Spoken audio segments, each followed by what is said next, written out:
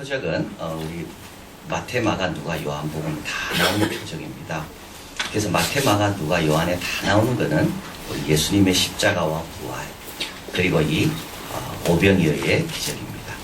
그런데 이 기적에 특별한 것이 있는데요. 이 기적으로 인하여 기적의 부작용이 나타나기 시작했다는 겁니다. 그것은 뭐냐 하면 이 5,000명이나 먹게 되는데, 이때 5,000명은 남자와 여자 외에 5,000명입니다. 그러니까 남자만 5,000명이니까 여자하고 아이까지 다 합치면 10,000명 이상이 되는 사람이 이제 식사를 하게 된 겁니다. 그래서 15절에 이런 기적을 베푸는 분이 우리에게 왕이 되면 좋겠다. 그래서 억지로 예수님을 잡아 임금을 삼으려고 하고요. 예수님은 그걸 급히 떠나서 혼자 기도하러 가십니다. 그리고 나서 그 다음날까지 이 무리들이 예수님을 계속 찾습니다.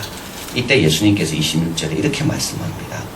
예수께서 대답하여 가라사대 내가 진실로 진실로 너희에게 이르노니 너희가 나를 찾은 것은 표적을 본 까닭이 아니요 떡을 먹고 배부른 까닭이로다. 표적은 세 가지 이유 때문에 주신다고 했습니다. 하나님의 능력은 실제하고 하나님의 뜻은 사랑이고 그 사랑은 지혜롭다는 걸 알게 하기 위해서. 그래서 그 하나님의 능력과 지혜와 사랑을 발견하고 나면 우리 하나님께 영광을 돌리고 예수님을 더 잘 믿게 하는 그 목적이 바로 표적입니다. 칼 바르트는 기적을 이렇게 말합니다. 기적은 고립된 사건, 일시적인 사건, 그러나 이것은 인정된 현 질서를 파괴하는 것이 아니다. 기적은 작은 불빛이지만 다가오는 큰 불빛을 보게 하는 것이 기적이다. 기적은 현 질서를 파괴하지 않는다. 우리 예수님께서 베드로에게 물 위로 걸어오라 하셨지만 베드로는 그 다음부터는 배를 타야 되는 겁니다. 우리 예수님께서는 가나 혼인집에서 물로 포도주를 만드셨지만 포도 농사는 계속 지어야 되는 겁니다. 우리 예수님께서 오병이어의 기적을 행하셨지만 떡을 위해서는 일해야 됩니다. 자, 그런데 이 무리들은 이 기적을 착각하고 작은 불빛을 통하여 큰 것을 봐야 되는데 큰 것은 보지 못하고 작은 데 머물러 있습니다. 그리고 그 작은 걸 계속 달라 그럽니다. 예수님 안 주십니다. 그래서 66절 이러므로 지나 중에 많이 물러가고 다시 그와 함께 다니지 않는다. 68, 69절 예수님이 묻습니다. 너희도 가느냐? 같이 읽습니다. 시몬 베드로가 대답하되 주여 영생의 말씀이 계심에 우리가 네게로 가오리까 우리가 주는 하나님의 거룩하신 줄을 알고 알았사옵나이다. 베드로는 작은 걸 통해서 뭘 봤습니까? 큰 걸 본 겁니다. 예수님이 누군가를 본 겁니다. 예수님이 얼마나 소중한 걸 본 겁니다. 그래서 베드로는 예수님을 떠나지 않습니다. 더 붙잡습니다. 어떤 사람은 예수님을 떠나고요. 어떤 사람은 예수님을 더 붙잡습니다. 이 오병이어의 기적을 통해서 뭘 봤습니까? 예수님이 돌보신다는 걸 본 겁니다. 예수님께서 빌립에게 묻죠. 어디서 떡을 사서 이 사람들로 먹게 하겠느냐? 빌립이 대답하되 조금씩 받게 할지라도 200데나리온 떡이 부족하리이다.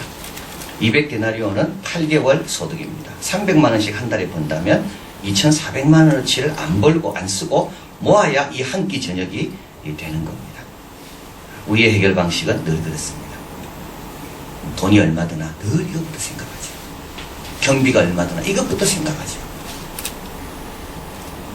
6절 같이 읽어봅니다. 이렇게 말씀하시면 친히 어떻게 하실 것을 아시고 빌립을 시험코자 하십니다. 우리 하나님 예수님은 이 무리에 대해서 빌립보다 더 걱정 많이 하시고 더 염려 많이 하십니다. 6세기 가인이라 그럽니다. 음악가 로마누스 창가집에 보면 이 방의 기적 이걸 가지고 이렇게 말합니다. 네가 아무리 열심히 생각한들 한낱 인간으로서 여기서 양식을 구할 수 있느냐? 제 아무리 걱정을 한들 저 사람들을 먹일 수 있느냐? 그들을 먹일 수 없다면 너는 잠잠케 만들 힘이라도 있느냐? 창조주로서 나만 이 모든 걱정을 한다. 나는 시간이 있기 전부터 하나님으로 존재해왔다. 온갖 약신을 주며 모든 인간을 먹여 살렸다. 그런데 너희는 군중을 보고 걱정하니 넘치게 주시는 분을 잊고 있구나. 친구들아, 내가 누구인지 잘 알아두어라. 어저께 미국 대선이 있었습니다. 전혀 예상하지 못하고 물론 마지막까지 접전이었습니다. 그러나 미국 시민은 힐러리를 선택할 줄 알았습니다. 도널드 트럼프 같은 사람은 선택 안 할 줄 알았습니다. 그런데요, 압승입니다. 압승. 이때 많은 연예인들이 미국을 떠나겠다 이야기했습니다. 나는 트럼프 보기 싫기 때문에 나는 카나다로 간다. 그래서 어디가 제일 좋을까? 카나다가 제일 좋고 미국도 가깝고. 역사의 주관자를 잇고 있는 겁니다.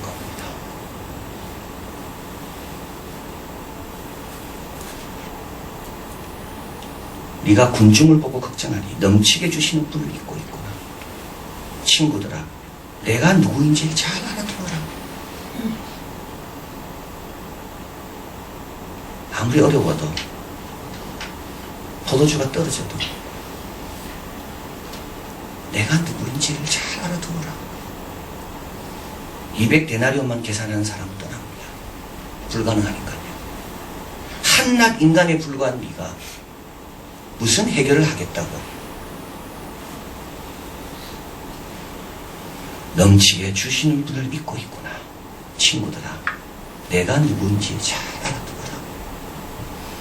여러분, 이거 마음에 꼭 새기십시오. 가정에 어떤 어려움이 있어도 나는 200데나리온 갖고도 부족하다는 것을 내가 알지만, 그러나 창조로부터 지금까지 온갖 것으로 채우시는 우리 하나님을 잊으면 안 되는 겁니다. 친히 어떻게 하실 것을 그분은 다 계획하고 계시는 겁니다. 두 번째로 이 표적을 통해 우리에게 주시는 교훈은 작은 것도 소중히 여기시는 겁니다. 안드레가 도시락을 가져옵니다. 9절 한번 읽어봅니다. 여기 한 아이가 있어 보리떡 5개와 물고기 2마리를 가졌나이다. 그러나 그것이 이 많은 사람에게 얼마나 되겠사옵나이까. 똑같은 답입니다. 똑같은 답입니다. 200데나리온도 부족합니다. 우리나라 경제를 살리려면 이것도 부족합니다. 우리 가정을 세우는데 이것도 부족합니다. 이 말이나 이거 있는 것 갖고 안 됩니다. 똑같은 말이죠. 우리 가정에 이것밖에 없는데, 우리나라가 가진 게 이것밖에 없는데, 우리 민족 가운데 그렇게 내세울 만한 인물이 이것밖에 없는데 이거 갖고 어떻게 되겠습니까? 4차 혁명이 일어나고 세계는 지금 급격하게 바뀌고 모든 게 지금 통하지 않는 세상이 됐는데 이것 가지고 됩니까? 교회 가지고 됩니까? 이런 뜻입니다. 지금 이 성도 갖고 되겠습니까? 이 뜻입니다.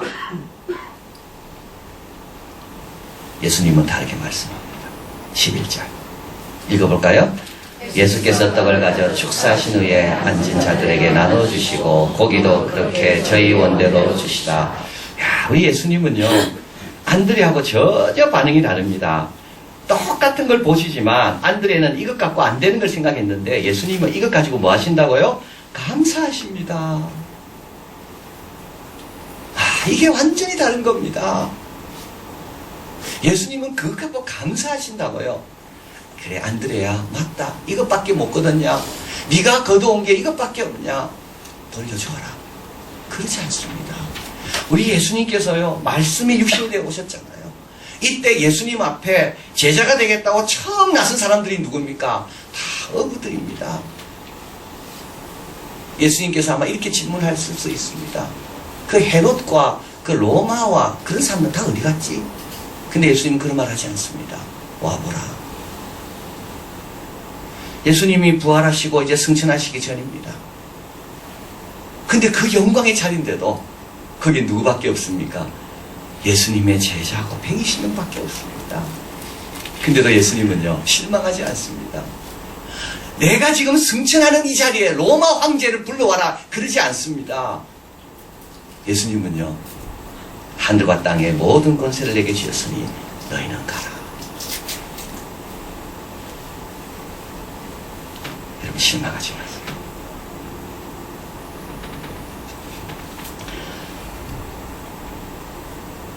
요한복음 15장 5절. 왜 실망하지 않는가? 그 비결이 이게 나와요. 읽어봅니다. 나는 포도나무여 너희는 가지니 저가 내 안에 내가 저 안에 있으면 이 사람은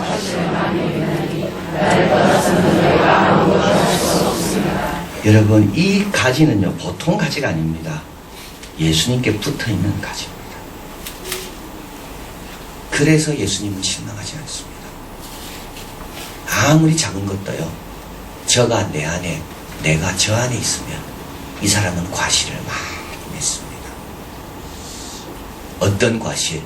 포도나무 열매요. 내 열매가 아니라 예수님의 열매. 우리 예수님이 실망하지 않는 이유는 바로 여기 있습니다. 내 손에만 있으면 내 열매를 맺으니까.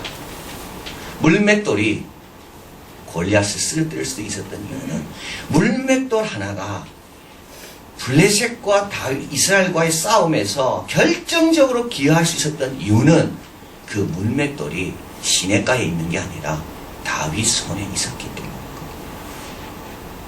엘리야는 우리와 성정이 같았다고 말합니다.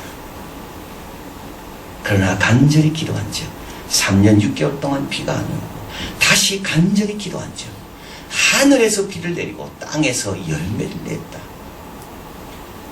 성정이 똑같습니다.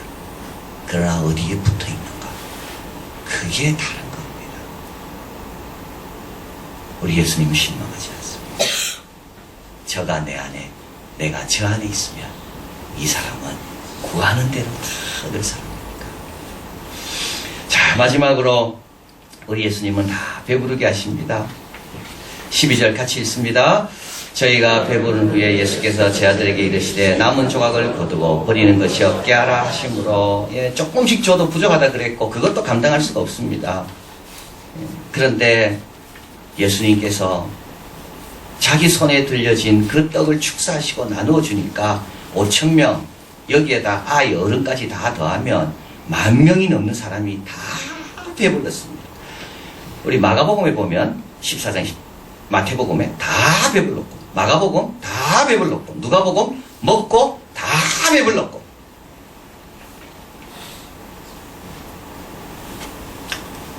자, 이거 하나님 하신 일에 대한 확신을 우리에게 주시는 구절입니다. 우리 하나님은 중간에 떨어지는 법이 없습니다. 12강줄이 남을 때까지 절대 부족하지 않습니다. 내일 염려 내일 하라 그랬습니다. 오늘 은혜 있습니까? 내일도 은혜 있을 겁니다. 우리가 주님 품에 갈 때까지 마지막 순간에는 또 마지막 순간에 은혜가 있을 겁니다. 떨어지지 않습니다. 우리를 부르신 이는 미쁘시기 때문에 끝까지 때를 따라 돕는 은혜를 주실 겁니다. 바로 이 뜻입니다. 또 하나님의 역사는 모든 사람에게 맡길건 다 주어진다는 것. 아이도 배부르고 여성도 배부르고 소화가 잘 안 되는 사람도 배부르고 오늘 여기에 온 우리 아이들 다 은혜 받습니다. 이 은혜는 어른에게만 들리는 은혜가 아닙니다. 이 은혜는 초신자에게만 생소한 은혜가 아닙니다. 이 은혜는 모두에게 주님이 앉아라 그랬잖아요. 그 앉은 사람은 다 배부를 겁니다. 슈바이처가 언제 자기가 성수음을 경험했나요? 그 아버지가 목회하는 그 교회 저녁 예배입니다. 못 알아들었다 그랬습니다. 본인은. 그러나 그 저녁 예배 때 하나님이 함께 하시는 성스러움을 자기가 경험했다고 말합니다. 어린아이들도 아버지 앞에 같이 나오면 다 듣는 거예요. 다 배부른 거예요. 이게 주님의 역사인 겁니다. 그리고 다 배불렀다는 말은 또 시기하지도 말고 성급히 여기지도 안 됩니다. 여러분 앞에 사람 배불렀습니까? 그러면 조금 있으면 나도 배부르려고 합니다. 마가가 마가복음을 적었습니다. 마태가 마태복음을 적었습니다. 요한은요 아직 못 적고 있습니다. 그런데 요한은 노년이 돼서 오늘 이 본문을 적은 겁니다. 다 배부릅니다. 여러분 남 배부르다고 시기도 하지 말고요 성급하게 마음 먹을 필요도 없습니다. 내 때가 되면 나도 다 배부르는 겁니다. 자, 이걸 경험했습니다.